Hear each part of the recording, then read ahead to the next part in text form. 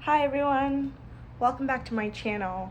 Once again, my name is Marmy Newton, and as per usual, we will be talking about the most recent piece of media I watched. And naturally, today we will be talking about Emily in Paris season 4 part 1. Yeah, I've got quite a bit to say about it, so let's get into it. First of all, I would like to talk about the fact that Netflix has been splitting all these TV shows of theirs into 2 parts for all the new seasons. They did it for Bridgerton. They've done it for Emily in Paris. I can't think of any other ones, but I bet they'll do it for Outer Banks as well, the 4th season that's coming up. And I'm not excited about that, but let's see. So for Emily in Paris season 4 part 1, I think that when the first season of the show dropped, a lot of people thought that, a lot of people had all these opinions about the show and blah blah blah. But then when season 2 came out, it looked as if they were trying to just kind of fix all the things that people had complained about the show online. And kind of watching season 4, I feel like they just kind of need to tune all of that, like all the critique of the show online, and like they just need to tune that out and just focus on whatever story they want to tell.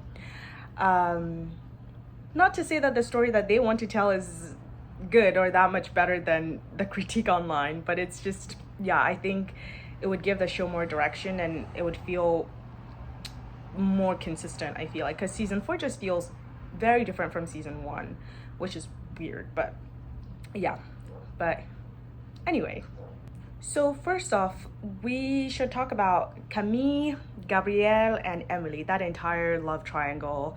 It's been going on for 3 seasons straight, and I guess at this point almost 4 years, because I think the show came out in 2020, so 4 years now. And my general consensus about the love triangle is the fact that Emily and Gabriel, like, just kind of, and it was confirmed for me watching season 4, Emily and Gabriel, their entire chemistry or whatever, their there's a car passing by and it's making noise, but their entire attraction to each other, Emily and Gabriel, is in the fact that it's forbidden.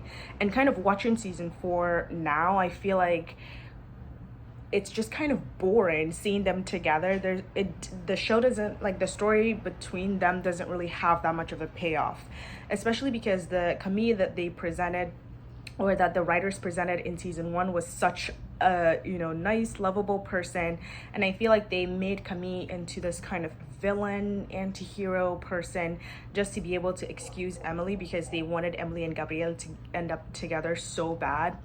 But now that they're together, it doesn't really feel like there was much of anything there to start with. I don't know, but it doesn't feel like it's worth it, or like it's worth Emily trashing her entire friendship with Camille, who was so nice to her, just to be able to get with Gabriel. And then I don't know why I keep saying his name like that.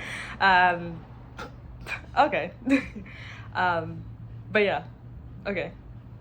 Moving on, let's talk about Mindy and Nicolas, who I should stop trying to pronounce all these French names the French way. Nicolas, and his dad, who, like, I don't know if anyone has noticed, but JVMA is obviously LVMH, right? I don't know. I was talking about it with some friends. I think that's what it is. They're supposed to be LVMH in real life, because LVMH is the brand, the really big brand that owns all these other like all these designer brands and stuff.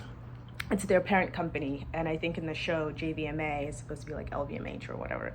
But in any case, Nicolas' dad, that entire plot line about him sexually assaulting a lot of like younger co-workers and stuff, I think they kind of delved into that a little bit in season 3, and now they're kind of in season 4 part 1, at least it looks like they're trying to expand on it and talk more about it. But I personally didn't really like it, just because, like, Emily in Paris is a show that right from the get-go in season 1 established itself as a show about nothing really. Like, none of the conflicts really last, none of the characters really evolve, nothing really happens on the show.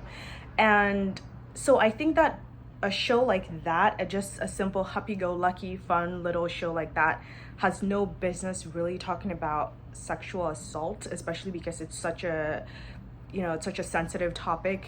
That's what I think. When I was watching it, I was kind of like, oh, I don't know why they're trying to take this show seriously. I don't think anyone has ever thought of Emily in Paris and thought of like, let's talk about serious issues. It's about a random influencer living in Paris and just making all the wrong decisions. And that's literally all the show is. Like, there's no reason to make it a serious show. You know what I mean? So that's what I thought about that. Let me know what you guys think, or maybe I could be completely wrong. But yeah. Also, I feel like the show in general, or like probably in general, but in season 4 more so, that's when I noticed it a lot, that they don't really take their time with plot lines. Like, I felt like Julien, when he left, what's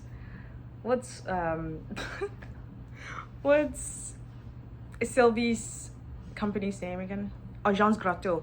When he left Agence Grotto to go to JVMA, when Julien left to go to JVMA, I feel like there was so much more that they could have done with him there. Like, he could have stayed there for maybe the entire season, most of the season.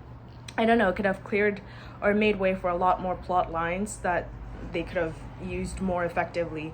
But instead, they kind of sent him there for maybe 2 episodes, and then right after he was back to Agence Grotto, especially because there's not really anything that's keeping him at Sylvie's agency, like plot wise, just because like the show isn't really, it's about Emily in Paris, so there's no reason why they can't keep a character in a different company for a while. So that I thought that it didn't really have much payoff there. And then what's her name, Marianne, Luke's girlfriend, is that his name? Luke, yeah, Luke's girlfriend, just her turning out not to be a Michelin star reviewer. I don't know, I felt like it just kind of came out of nowhere, but I guess that's Emily in Paris for you, so I can't really judge that. But I thought that maybe if we had gotten some kind of scene a little bit before that made us kind of suspect that she might not be, or something of sorts, then it would have been, it would have made it cooler to find out. But yeah, it just felt like it came out of nowhere. So that's what I have to say about that. Is there anyone else I need to talk about? Anything else? I'm not sure. Oh yeah, I was also kind of taken aback by the fact that, like, you know how like at the end of season 3, Benoit and the other friend that posted the tweets about Mindy being a billionaire's daughter a couple of seasons ago, blah blah blah, the skinny guy, yeah, and Benoit, Mindy's ex-boyfriend, like, they came back and they were like, oh, they are now going to be in Eurovision, and that's going to be a whole thing, right?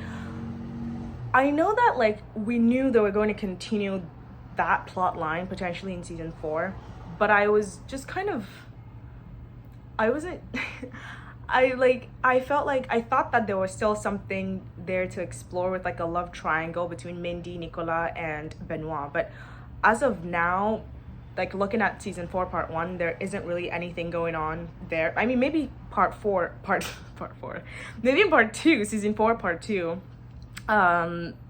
they'll show that. But I thought that it would be part of, like, a bigger part of Mindy's story this season, but I guess not.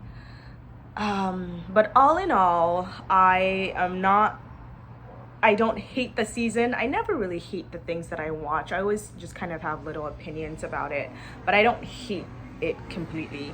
So I didn't hate season 4 part 1, but I was annoyed that they split it into 2. I wish they had dropped all 10 episodes at once. And then I also felt like, based off of the first trailer that had dropped for part 1, I thought that all of season 4 was going to be in Rome for some reason. I thought that Italy was going to be like a bigger part of the season immediately, but I guess they didn't really do that. I guess it's gonna be more in season 4 part 2. I zoned out there for a little bit, but yeah, that's everything that I have to say. Those are the things I wanted to point out.